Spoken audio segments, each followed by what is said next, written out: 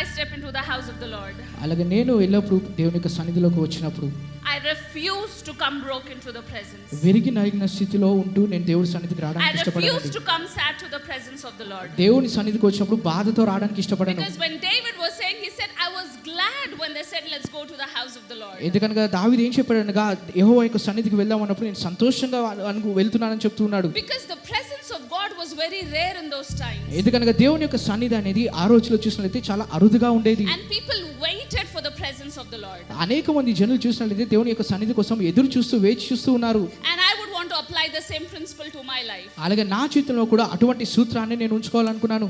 Just because we have the presence of the Lord freely available for us every Sunday, every Friday, ఏదో ఉచితంగా దేవుని యొక్క సన్నిధి అనేది ప్రతి శుక్రవారం ప్రతి ఒక్క ఆదివారం మనకు అందుబాటులో ఉన్నది కాబట్టి I will not take it lightly. నేను దాన్ని సాధారణంగా తీసుకోను. I will still be glad every time they say let's go to the house of the Lord. దేవుని యొక్క సన్నిధికి వెళ్దాము, యెహోవా యొక్క మందిరానికి వెళ్దాము అని చెప్పినప్పుడు నేను అయినను సరే ఇంకా I సంతోషంగా will ఉంటాను. still be excited to be in the house of the Lord. దేవుని యొక్క సన్నిధిలో ఉండడానికి ఇంకా ఉత్సాహంగా ఉంటాను నేను. Because in his presence there is fullness of joy. ఎందుకనగా దేవుని యొక్క సన్నిధిలో సంపూర్ణమైన ఆనందం ఉంటుంది. Because in his presence there is every answer that I'm seeking outside the church. ఎందుకనగా యెహోవా యొక్క సన్నిధిలో చూసినట్లయితే బయట ఏదైతే జవాబు కోసం వెతుకుతూ ఉన్నానో ఆ యొక్క జవాబు దేవుని యొక్క సన్నిధిలో మాత్రమే దొరుకుతుంది. Because in his presence I find my healing. ఎందుకనగా దేవుని యొక్క సన్నిధిలో నా యొక్క స్వస్థతను నేను పొందుకుంటాను. Because in his presence I will find everything that needs for me to experience my eternal life. ఎందుకనగా దేవుని యొక్క సన్నిధిలో నాకు అవసరమైన ప్రతి ఒక్కటి నిత్య జీవానికి ఏదైతే అవసరమో అదంతా కూడా దేవుని యొక్క సన్నిధిలో మాత్రమే పొందుకుంటాను. Amen. Amen. And that's why I usually tell our team,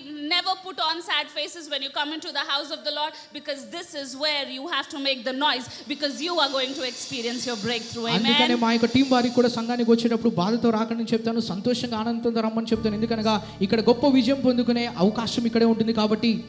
Amen. Amen. So everybody says know the truth and the truth will set you free. అందరూ ఏమని చెప్తారనగా సత్యాన్ని తెలుసుకుంటే ఆ యొక్క సత్యమే మిమ్మల్ని విమోచిస్తుందని. Everybody quotes the scripture without understanding in what context was the scripture spoken to us. అనేక మంది యొక్క లేఖన భాగాన్ని ఏ సందర్భంలో ఇది వాడబడాలో తెలియకుండా దీన్ని మాట్లాడుతూ ఉంటారు. And if we go back to the Bible and read the scripture that is above this, అలాగే ఈ యొక్క లేఖన భాగం చూసుకున్నట్లయితే ఈ లేఖన భాగానికి పైన ఏదైతే ఉందో it's Jesus will say that if you hold on to my teachings, అలాగే యేసుక్రీస్తు ఏమని చెప్తానుగా నా యొక్క బోధనను విని గైకొని ఎడలా అని చెప్తాడు. then you are my true disciples. అప్పుడు నువ్వు నా నిజమైన శిష్యుడు అని చెప్తాడు. And then you will know the truth. అప్పుడు నువ్వు సత్యాన్ని తెలుసుకుంటావు అని చెప్తాడు. And that will set you free. ఆ యొక్క సత్యం నిన్ను విడుదల చేస్తుందని చెప్తాడు. So what the word of the Lord is saying is just hearing the word will not set you free. దేవుని యొక్క వాక్యం ఏం చెప్తుందా, కేవలం దేవుని యొక్క వాక్యాన్ని వింటే అది నిన్ను విడుదల చేయదు, విమోచించడు. But what the word that you hear, when you hold on to it, then you are a follower of Jesus Christ. ఏదైతే వాక్యాన్ని వింటున్నావో దాన్ని పట్టుకొని ధ్యానిస్తున్నప్పుడు అప్పుడు నువ్వు నిజమైన శిష్యుడిగా ఉంటూ And ఉంటావు. as long as you're holding on to the word, that word will transform to be truth in your life, and then it will set you free. ఎప్పుడైతే ఆ యొక్క వాక్యాన్ని విని ధ్యానిస్తూ దాన్ని పట్టుకుని ఉంటావో ఆ యొక్క వాక్యం అనేది నీ జీవితంలో సత్యంగా మారి నిన్ను విడుదల చేస్తూ విమోచిస్తూ ఉంటుంది. Amen. Amen. And that's why we teach on communion every single Sunday. అందుకని ప్రతి ఆదివారం దేవుని యొక్క బల్ల గురించి బోధిస్తూ ప్రసంగిస్తూ ఉంటాము. Every single Sunday we teach and preach on communion. అందుకని ప్రతి ఆదివారం చూసుకున్నట్లయితే బల్ల గురించి బోధిస్తూ ప్రసంగిస్తూ ఉంటాము. Maybe today we are saying that the communion is going to bring you healing. ఈ రోజు మేము చెప్తూ ఉండవచ్చు ఈ యొక్క బల్లలో మీరు పాల్పంచుకునే స్వస్థత పొందుకుంటారని. And you may not be healed. మీరు స్వస్థత పొందుకోలేకపోవచ్చు. And that's why the word of the Lord is saying, అందుకని దేవుని యొక్క వాక్యం సెలవిస్తుంది, if you believe in that word and hold on to that word, that has a capacity to become truth in your life and to set you free. ఆ యొక్క వాక్యాన్ని నమ్మి మీరు ధ్యానిస్తూ పట్టుకొని ఉన్నట్లయితే ఆ యొక్క వాక్యం నీ జీవితంలో సత్యంగా మారినప్పుడు నిన్ను విమోచించి విడుదల చేస్తుంది. So even as we are going to meditate on communion for just a couple of minutes, I want you to sit here with a heart of expectation, knowing that whatever you've been praying for is being given to you in the presence of the Lord today. అలాగే దేవుని యొక్క బల్ల గురించి ఒక కొద్ది నిమిషాలు మనం ధ్యానిస్తుండగా మీకు చెప్పాలనుకుంటున్నానండి, మీరు ఆశ కలిగిన హృదయంతో కూర్చొని ఉన్నప్పుడు మీరు ఏదైతే ఆశ కలిగి ఆశతో ఉన్నారో అది ఖచ్చితంగా దేవుని యొక్క సన్నిధిలో మీరు పొందుకుంటారని నేను ప్రార్థిస్తున్నాను. Amen. Amen. Amen. Let us all turn our Bibles to 2 Corinthians chapter 3. కొరింథీయులకు రాసిన 2వ పత్రిక 3వ అధ్యాయము. And let's read from verses 14 to 18. 14 నుంచి 17 వచనాలు. కొరింథీయులకు రాసిన 2వ పత్రిక 3rd chapter, 3వ అధ్యాయము verses 14 to 18. 14 నుంచి 17 వచనాలు. మరియు వారి మనస్సులు కఠినములాయెను గనుక నేటి వరకును పాత నిబంధన చదవబడినప్పుడు అది క్రీస్తు నుండి కొట్టవేయబడినని వారికి తేటపరచబడక ఆ ముసుకే నిలిచి ఉన్నది. నేటి వరకును మోషే గ్రంథము వారు చదువునప్పుడెల్లా ముసుగు వారి హృదయముల మీద ఉన్నది కానీ వారి హృదయము ప్రభు వైపునకు ఎప్పుడు తిరుగునో అప్పుడు ముసుగు తీయవేయబడును. ప్రభు యొక్క ఆత్మ ఎక్కడ నుండునో అక్కడ స్వాతంత్రము నుండును. Amen. Amen. Here if you see it says, but their minds were made dull, for this day the same veil remains when the old covenant is read. అలాగే 14వ వచనం ఏమంటుందనగా మరియు వారి మనస్సులు కఠినములాయెను గనుక నేటి వరకును పాత నిబంధన చదువుబడినప్పుడు అది క్రీస్తు నుండి కొట్టివేయబడినది వారికి తేటపరచబడక ఆ ముసుకే నిలిచి ఉన్నది. One of the reasons why you're supposed to be planted in a church that believes in the blood and the body of Jesus Christ. యేసుక్రీస్తు యొక్క శరీర రక్తంలో ఏదైతే సంఘం నమ్ముతుందో ఆ యొక్క సంఘంలో మీరు ఎందుకు నాటబడి ఉండాలనగా This is the scripture that gives you an answer for that. ఆ ప్రశ్నకు జవాబు ఈ యొక్క లేఖన భాగంలో ఉంటుంది. I'm not against people who are preaching the Old Testament. పాత నిబంధన బోధించే వారికి నేను వ్యతిరేకిని కాదు. But the word of the Lord says, కానీ దేవుని యొక్క వాక్యము సెలవిస్తుంది, as long as you're meditating on the old covenant, మీరు ఎంత కాలమునైతే పాత నిబంధన మీద ధ్యానిస్తూ ఉంటారో the old covenant will still hold power over your life. పాత నిబంధననే నీ జీవితంలో అది అధికారముగా ఉంటుంది. And it says that it is going to be like a veil that will cover your eyes for not being exposed to the truth. అది ఎలా ఉంటుందనగా నీ ముఖం మీద ముసుగు వేసినట్టుగా ఉంటుంది. సత్యం ఏంటో తెలుసుకోలేని స్థితిలో నువ్వు ఉంటావు. So that is why it's important. Anytime I always suggest, if anybody's coming and asking me for a suggestion to which church should they go to, అలాగే ఎవరైనా వచ్చి నా దగ్గరికి ఏ సంఘానికి వెళ్ళాలని ఎవరైనా వచ్చి సలహా అడిగితే I always tell them, go to a church that believes in the body and the blood of Jesus Christ. నేను వారికి ఏం చెప్తానుగా ఏ సంఘంలో అయితే యేసుక్రీస్తు యొక్క బల్ల గురించి విశ్వసించి నమ్ముతూ ఉంటారో ప్రసంగిస్తారో అక్కడికే వెళ్ళమని I చెప్తాను. always tell them to go to a church that is only proclaiming the name of Jesus. యెహోవా యొక్క యేసుక్రీస్తు యొక్క నామమును మాత్రమే ఎవరైతే ప్రకటిస్తున్నారో వారి యొక్క సంఘానికి మాత్రమే వెళ్ళమని చెప్తాను. Because only that has the power to set us free and to experience the eternal life. ఎందుకనగా ఆ యొక్క వాక్యం అనేది ఆ యొక్క సత్యం మాత్రమే మనల్ని విడుదల చేసి స్వతంత్రంగా చేస్తూ మనకి నిత్య జీవాన్ని ఇస్తూ ఉంటుంది. Amen. So now in this particular scripture, Paul is writing to the church of Corinth. ఈ యొక్క లేఖన భాగం చూసినట్లయితే కొరింథీ సంఘానికి పౌలు యొక్క లేఖనాన్ని రాస్తూ ఉన్నాడు. And he's talking about the two covenants here. ఇక్కడ రెండు నిబంధనల గురించి మాట్లాడుతూ ఉన్నాడు. He's talking about the covenant that Moses brought to earth and another covenant that Jesus brought to earth. మోషే భూలోకానికి తెచ్చిన ఆ యొక్క నిబంధన గురించి, అదే విధంగా రెండవది ఏమిటనగా యేసుక్రీస్తు తెచ్చిన ఆ యొక్క నిబంధన గురించి మాట్లాడుతూ ఉన్నాడు. He says that when Moses got the covenant that was written on the tablets, ఎప్పుడైతే మోషే ఆ యొక్క ధర్మశాస్త్రం అనేది తీసుకొని వచ్చాడో రాయి మీద రాసిన ఆ యొక్క it said ఆజ్ఞలను, that it was so glorious, అది చాలా మహిమకరమైనది అని చెప్తూ ఉన్నాడు. but that glory was about to disappear. కానీ ఆ యొక్క మహిమ అనేది కొద్దిసేపే ఉండి అదృశ్యమైపోతుంది. And it says that every time when they brought old covenant to the earth, అలాగే ప్రతిసారి ఆ యొక్క పాత నిబంధన ఎప్పుడైతే భూమి మీదకి తీసుకొని వచ్చారో it says that that brought condemnation as well to the earth. అది ఏమి తీసుకొని వచ్చిందనగా దోషారోపణ కూడా తీసుకొని వచ్చింది. Because if we go back and read the book of Exodus, we see the first day when Moses was bringing down the 10 commandments to where the Israelites were, 3,000 people died on the day where the law was established. ఒకసారి నిర్గమకాండంలో మనం చూసినట్లయితే ఎప్పుడైతే మోషే యొక్క ధర్మశాస్త్రాన్ని పర్వతం మీద నుంచి కిందకి తీసుకొని వచ్చాడో ఆ యొక్క తీసుకొచ్చిన రోజే 3,000 మంది మరణించారంటండి. So what is Paul trying to tell here is, ఇక్కడ పౌలు ఏమని చెప్పాలనుకుంటున్నాడు అనగా, he's telling that as long as you're meditating on the old covenant, మీరు ఎంత కాలం అయితే పాత నిబంధన మీద ధ్యానిస్తూ ఉంటారో, it says that you are being led by condemnation. మీరు దోషారోపణ వైపుకి మీరు నడిపించబడుతూ ఉంటారు. So what is the old covenant for our understanding? మనకి అర్థం కావాలంటే పాత నిబంధన అనగా అర్థం ఏమిటనగా, Let me put it in very simple words. చాలా సాధారణమైనగా సులువైన మాటల్లో చెప్తాను. The old covenant was everything depending on your doing. పాత నిబంధన అనగా అర్థం ఏంటనగా ప్రతిదీ కూడా నీ మీద ఆధారపడి ఉంటుంది. People had to earn their salvation by their doings. వారి క్రియల ద్వారా వారి పనుల ద్వారా రక్షణను సంపాదించుకోవాలి వారు. People had to follow a certain commandments to get Deuteronomy chapter 28 to establish in their lives.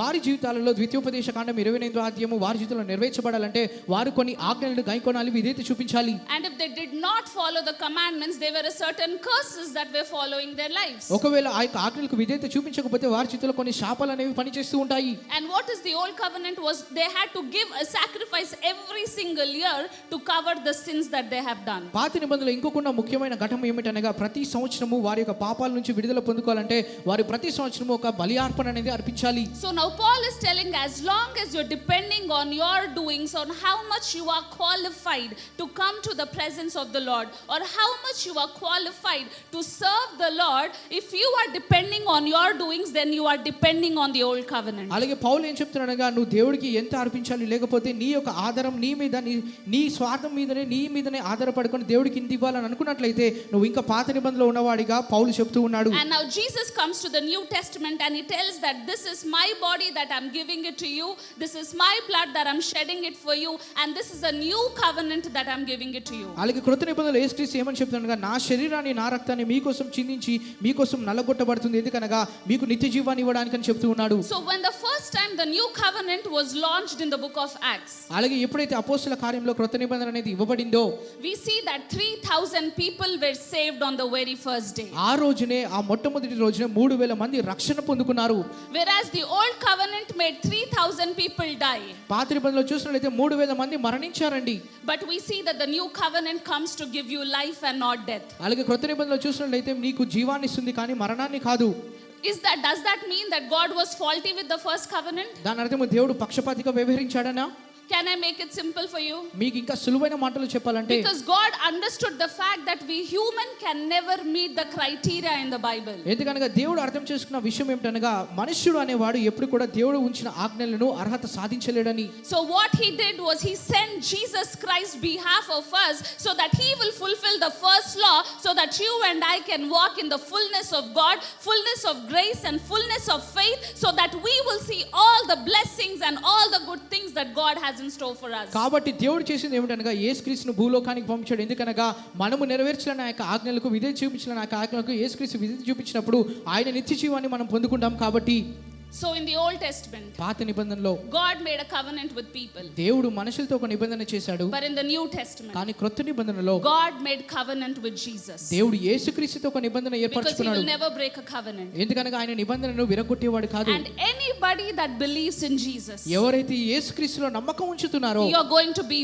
one with Jesus. మీరు ఆయనతో ఏకమై ఉంటారు. So that you never can break a covenant of God. కాబట్టి మీరు ఇంకా ఎప్పుడు కూడా దేవుడు ఇచ్చిన ఆ నిబంధనకు Because అవిధేయతను the word of the విరగొట్టలేరు. Lord says that your sins have been wiped away. ఎందుకనగా దేవుని యొక్క వాక్యం ఏం చెప్తుందా, నీ యొక్క ప్రతి పాపము తుడిచివేయబడిందని. It says that you have been made so holy that now Father looks at you with full of love and compassion. కాబట్టి దేవుడు ఇప్పుడు నిన్ను చూసినప్పుడు నిన్ను ఈ యొక్క పవిత్రముగా పరిశుద్ధుడిగా చూస్తూ ఉన్నాడు, కృప కలిగిన దేవుడుగా. Amen. Amen. And now that is why Paul is saying that as long as you're meditating on the old covenant, అందుకనే పౌలు ఏం చెప్తున్నాడుగా, మీరు ఎంత కాలం అయితే పాత నిబంధన మీద ధ్యానిస్తూ ఉంటారో, it's saying that you're bringing death over yourself. నీ యొక్క జీవితం మీద నువ్వు మరణాన్ని కొని తెచ్చుకున్న వాడిగా But he's ఉంటావు. saying if only you can understand the beauty of the new covenant. ఈ యొక్క కృత నిబంధనలో ఉన్న ఈ యొక్క అందమైన విషయాన్ని మీరు తెలుసుకున్నట్లయితే, He's saying that where there is the spirit of the Lord, there is freedom. దేవుని యొక్క ఆత్మ ఎక్కడైతే ఉంటుందో అక్కడ స్వాతంత్రం ఉంటుందని He's చెప్తుంది. telling that if you can believe in what Jesus Christ has done for you on the cross, మీరు యేసుక్రీస్తు నీ కొరకు చేసిన యొక్క కార్యాన్ని, శిలువ మీద చేసిన కార్యాన్ని నువ్వు నమ్ముతున్నట్లయితే, he says that you are no longer a bond servant. నువ్వు ఎంత కాలము బంధకంలో ఉన్న ఆ యొక్క He says బానిసవి you are కాదు. no longer bound with sickness. మీరు అనారోగ్యం అనే బంధకంలో ఉన్నవారు కాదు. He said that you are no longer bound with curse. లేకపోతే శాపంలో బంధింపబడిన వారు కాక ఉండరు. He said that you are no longer bound to live a life that is full of failures. అలాగే ఓటమి పాలయ్యే ఆ యొక్క జీవితంలో బంధింపబడి ఉండే జీవితము జీవించరు మీరు. But he says that as long as you believe in Jesus Christ, now you have the potential to have the life that was in Jesus to flow into you, so that you can touch anything and that will be blessed. You can walk anywhere and that will be given unto you. So you can do anything, yet the favor and goodness of the Lord will follow you. కాబట్టి కొత్త Amen. నిబంధనలో మీరు ఉన్నప్పుడు దేవుని యొక్క సామర్థ్యం అనేది మీకు ఇవ్వబడుతుంది. కాబట్టి మీరు ఏది తాకినా విజయవంతులుగా ఉంటారు. మీరు ఎక్కడికి నడిచినా సరే అది మీ చేతి పని ఆశీర్వదించబడుతుంది. Amen. Amen. And that is why I always say the things of the spirit are very simple. అందుకనే ఎల్లప్పుడు చెప్తుంటారండి, ఆత్మీయ విషయాలు చాలా సాధారణమైన సులువైనవి. The most of the easy things for us to receive are the things of the spiritual. అలాగే సులువైన విషయాలు పొందుకోవడానికి ఏమిటనగా ఆత్మీయ విషయాలు మాత్రమే. But the enemy has hardened our hearts. కానీ శత్రువు ఏం చేశాడనగా మన యొక్క హృదయాన్ని కఠినపరిచాడు. I would like to share this story and close for ఈ today. యొక్క కథ భాగాన్ని చెప్పి నేను ముగిస్తానండి. In the Old Testament we see this man called Naaman. పాత నిబంధనలు చూసినట్లయితే నామాను అనే ఒక వ్యక్తిని He was చూస్తాము. a chief commander. ఆయన చూసినట్లయితే ఈ యొక్క సైన్యాధిపతి అయి He ఉన్నాడు was అక్కడ. suffering with leprosy. ఆయన కుష్ఠ రోగంతో బాధపడుతూ ఉన్నాడు. And when there was a prophet Elisha in the town, ఎప్పుడైతే ఎలీషా అనే ఒక ప్రవక్త ఆ యొక్క పట్టణంలోనికి వచ్చాడో, so now there is a servant in his house that tells him, why don't you go and meet Elisha, he will set you free from leprosy. తన ఇంట్లో నా యొక్క సేవకుడు ఏం చెప్తాడనగా, పనివాడు ఏమని చెప్తాడనగా, ఆ యొక్క ఎలీషా దగ్గరికి వెళ్తే నువ్వు ఈ యొక్క కుష్ఠ రోగం నుంచి స్వస్థత పొందుకుంటావు కదా అని చెప్పాడు. So when Naaman is having a conversation with Elisha, Elisha says, go to the river Jordan and take a dip 7 times. అలాగే ఎలీషా ఏమని చెప్తాడనగా, నామాను ఎలీషా దగ్గరికి వెళ్ళినప్పుడు ఎలీషా ఆయనతో చెప్పిన మాట ఏమిటనగా, యోర్దాను నదిలోకి వెళ్ళి 7 సార్లు మునిగి లేవమని చెప్పాడు. And this guy will refuse to do it. ఆయన చెప్పింది చేయకుండా వ్యతిరేకిస్తాడండి. Because he was thinking that he will do some other magic for him to be healed. ఎందుకనగా ఆయన ఏమనుకున్నాడు, ఎలీషా ఏదైనా మాయ చేసి స్వస్థపరుస్తాడేమో అనుకున్నాడు. He was so dull to the things of the spirit that he did not understand how God will move. అలాగే దేవుడు ఎలా కదించబడతాడో, లేకపోతే దేవుడు ఎలా పని చేస్తాడో ఆత్మీయ విషయాలు తను ఎరగలేని స్థితిలో ఉన్నాడు. And today I pray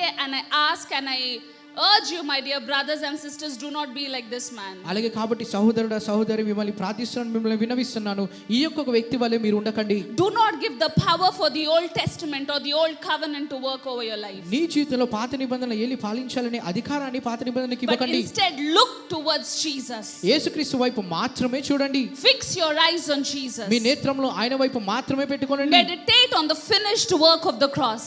అలాగే యేసుక్రీస్తు శిలువ మీద చేసిన కార్యాన్ని మాత్రమే ధ్యానించండి. And the word of the Lord is saying that you will be set free. కాబట్టి ప్రభు యొక్క వాక్యం ఏమని చెప్తుందనగా, మీరు స్వతంత్రులుగా The word of the విమోచింపబడతారని. Lord is saying that your life will be filled with freedom. నీ యొక్క జీవితం అనేది విమోచనతో నింపబడుతుందని చెప్తున్నాడు. And know one thing, when whom the Lord has set free is free indeed. ఎవరైతే ప్రభు ఎవరైతే స్వతంత్రంగా విమోచించాడో వారు విమోచించబడ్డారండి. No enemy, no mantra, no tantra can have the power to get hold of you, because when Jesus has declared you free, you are free indeed.